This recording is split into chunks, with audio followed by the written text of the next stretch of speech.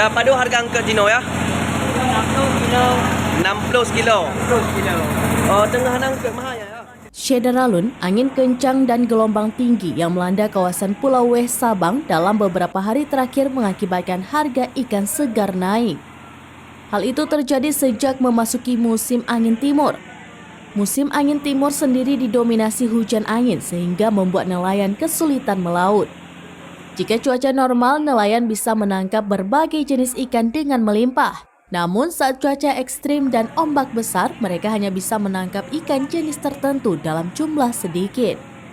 Seperti di pasar pagi tradisional Kota Sabang pada Selasa 31 Januari 2023 pagi. Biasanya saat tangkapan banyak, lokasi ini dibanjiri pedagang dan pembeli. Namun karena hasil tangkapan ikan sedikit membuat tempat penjualan ikan tidak terlalu ramai dari aktivitas perdagangan.